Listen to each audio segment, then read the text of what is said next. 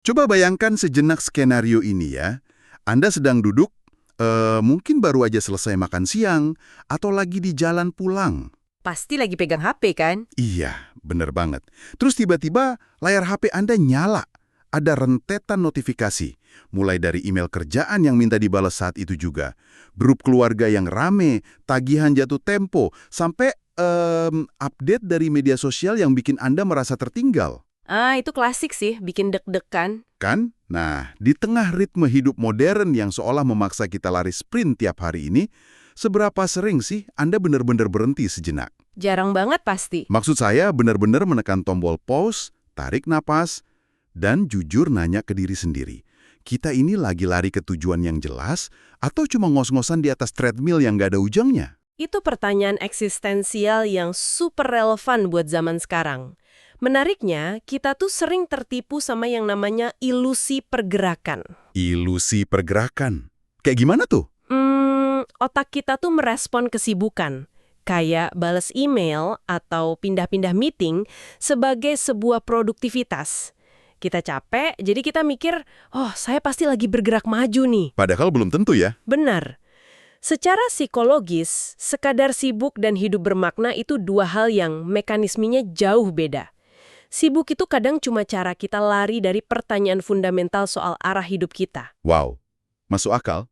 Dan persis karena alasan itu, diskusi mendalam kita kali ini bakal kerasa kayak nemu oasis di tengah gurun kesibukan Anda. Setuju. Hari ini kita bahas materi yang luar biasa. Iya, kita bakal membedah sebuah e-book yang formatnya sangat sederhana, tapi daya pukul ke ego kita tuh kuat banget. Judulnya, Kumpulan Kata Mutiara. Ini bukan sembarang kutipan yang suka seliweran di internet loh. Betul, ini disusun oleh Muhammad Mujianto dan diterbitkan sama Fahimna Publishing sekitar Desember 2025 kemarin atau bertepatan dengan Jumadil Akhir 1447 Hijriah. Nah, konteks di balik karya ini juga penting buat Anda ketahui. E-book ini tuh dibagikan gratis dengan dukungan dari SDA atau Sekolah Darul Atsar, murni untuk tujuan non-komersial. Wah, niatnya bagus banget ya. Banget.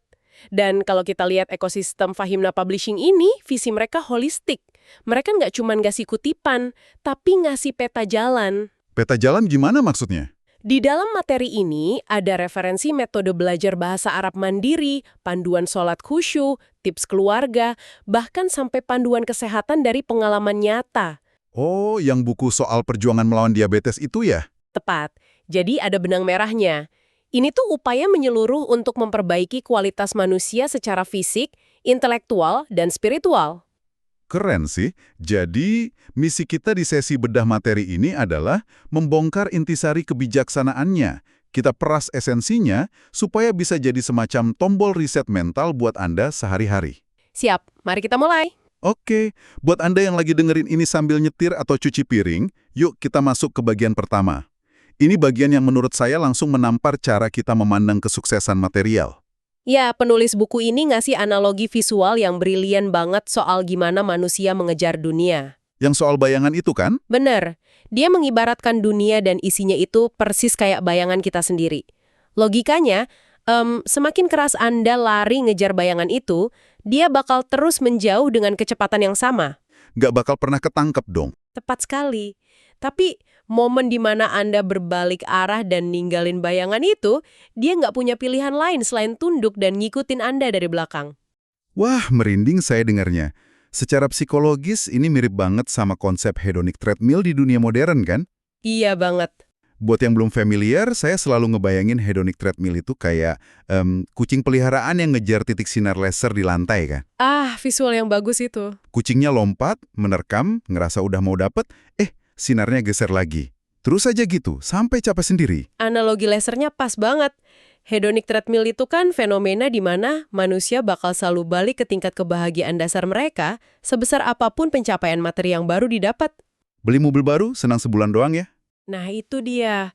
Abis sebulan, ya mobil itu cuma jadi kendaraan biasa lagi. Terus mata mulai lirik mobil tetangga yang lebih mewah.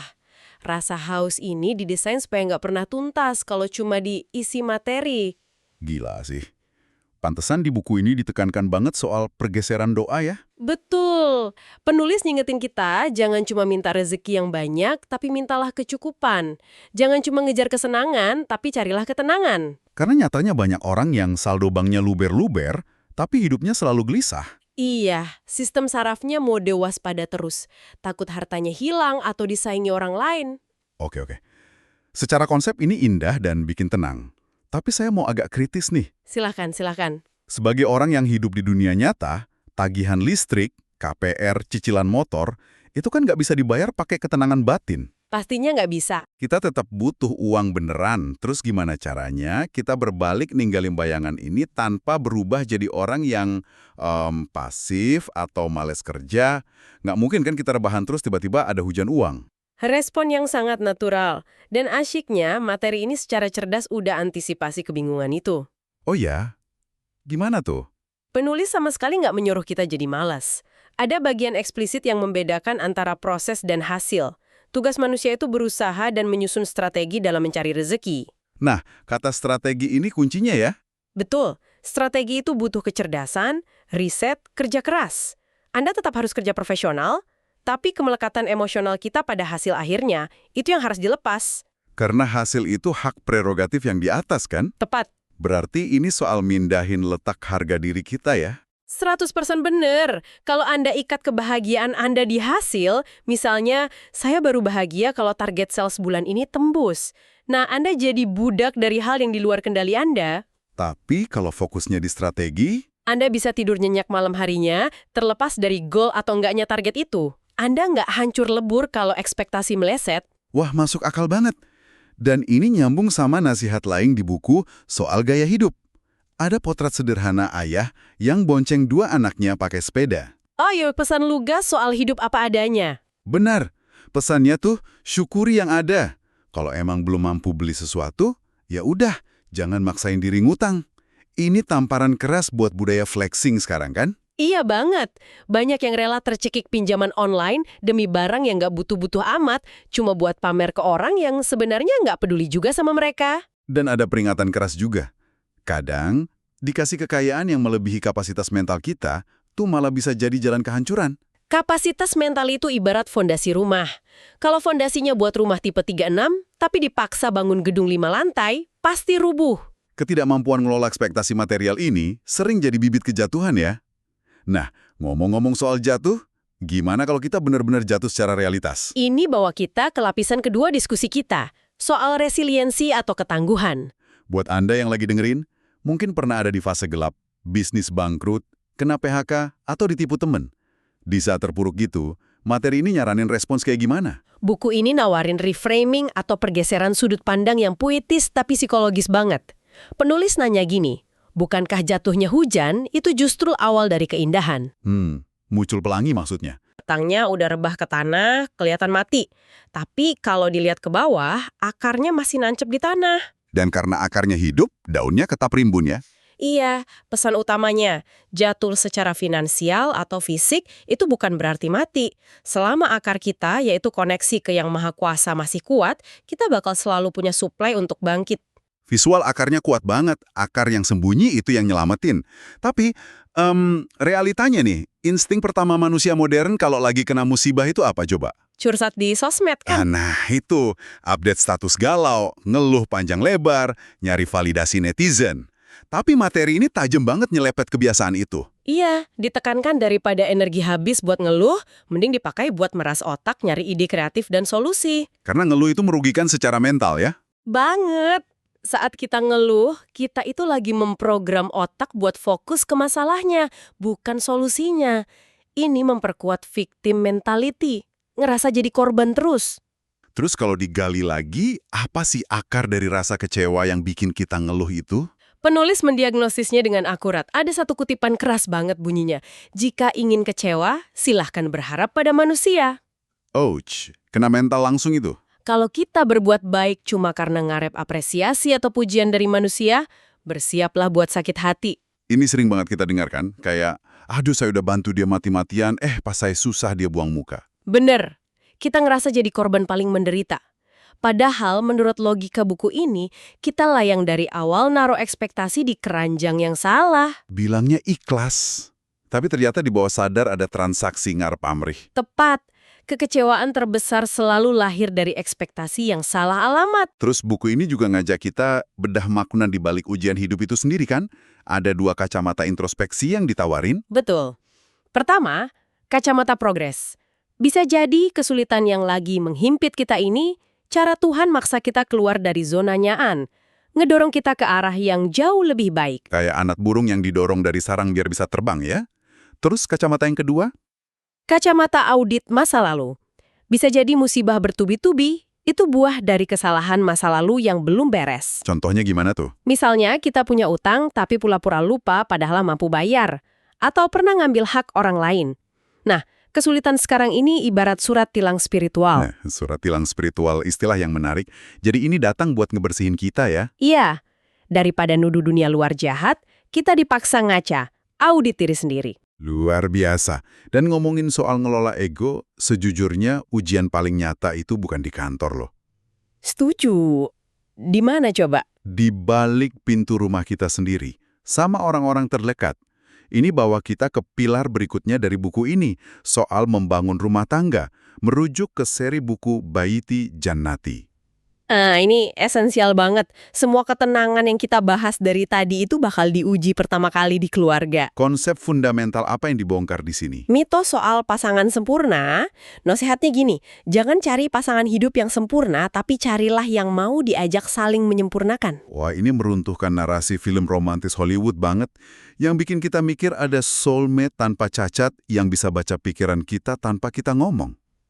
Narasi soulmate instan itu memang bahaya karena bikin kita males usaha. Enggak, itu bukan kayak beli meja mahal di toko yang udah mulus mengkilap, terus kita tinggal naruh kopi di atasnya. Bukan gitu ya? Sama sekali bukan. Itu lebih mirip merakit perabotan kayu yang kita beli pretelan. Dikasih papan, sekrup, sama buku panduan yang kadang bahasanya bikin pusing. Analogi yang sangat relevan. Suami istri itu ibarat pegang ujung papan yang sama.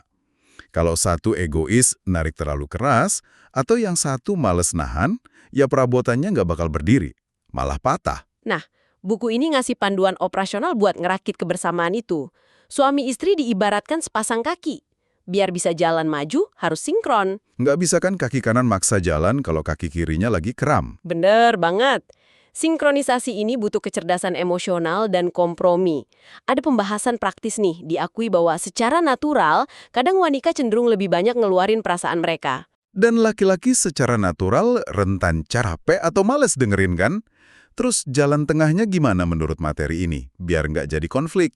Kuncinya di timing atau pembacaan situasi.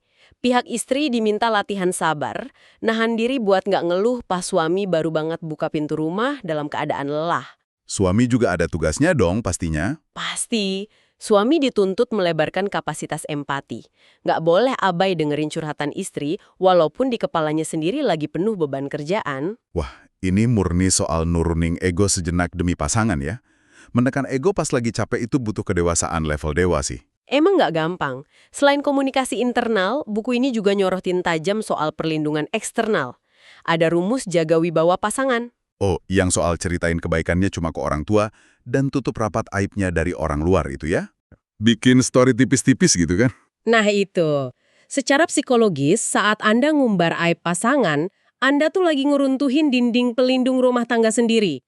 Sekali orang luar masuk, resolusinya bakal ribet karena kecampur ego publik. Relatable banget buat zaman sekarang. Terus ada teguran juga soal ekspektasi romantisme. Gimana bunyinya? Jangan gantungin kebahagiaan mutlak pada momen kecil yang kondisional. Misalnya, ngebayangin tiap pagi istri pasti buatin kopi sambil senyum manis, atau suami selalu ngomong puitis. Benar, karena kalau realitanya beda, Anda bakal hancur. Gimana kalau pasangannya lagi sakit kepala jadi nggak bisa senyum? Konflik bisa meledak cuma karena hal sepele ya. Makanya, kalau konflik terjadi, buku ini ngasih protokol darurat. Pertama, lakukan muhasabah radikal. Introspeksi, jangan langsung nunjuk wajah pasangan. Tanya diri sendiri, sayakah pemicunya? Dan langkah keduanya?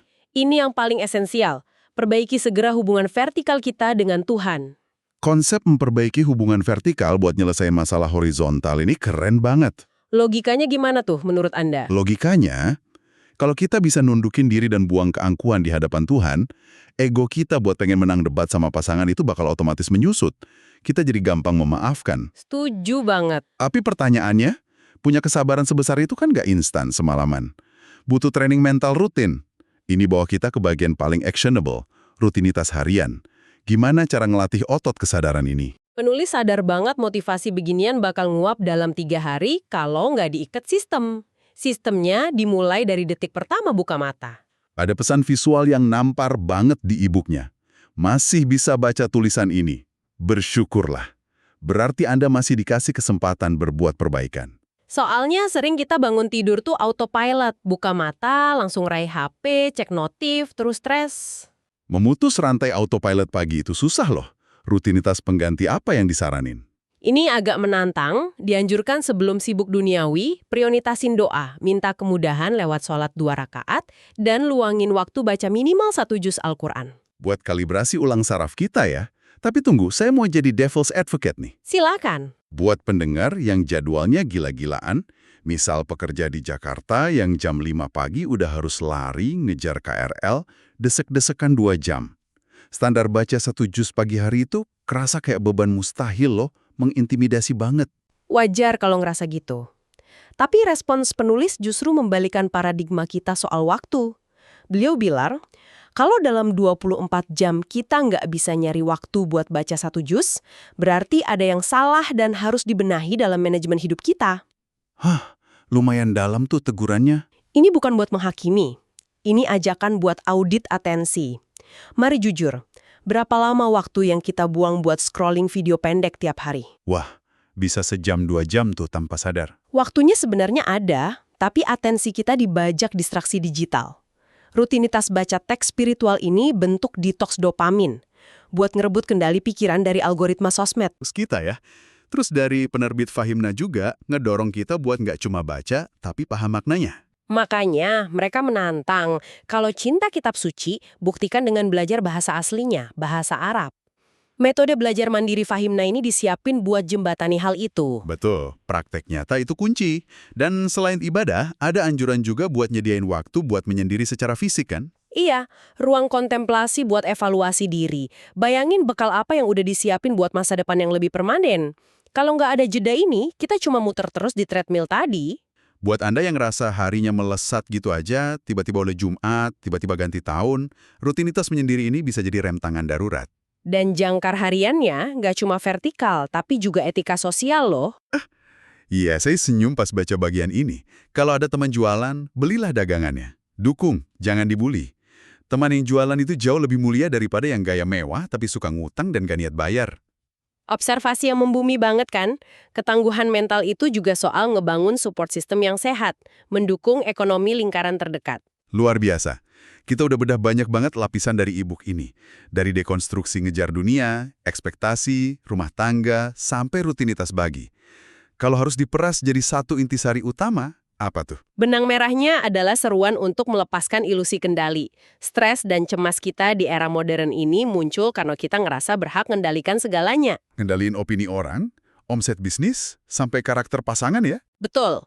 Materi ini ngajarin serahkan kendali itu pada yang punya kehidupan. Fokus 100% ke niat bersih dan usaha maksimal. Berbuat baiklah walau diabaikan. Dan ingat, hidup ini sangat singkat. Jangan buang sedetik pun buat mikirin orang yang benci Anda. Hidup terlalu singkat buat ngurusi pembenci. Setuju banget. Dan buat Anda yang dengerin, kembalikan semuanya ke fondasi penciptaan kita. Kita di dunia ini buat ibadah, bukan cuma ngumpulin mainan materi. Kesenangan sejati tanpa rasa takut kehilangan itu tempatnya nanti di surga, bukan di sini.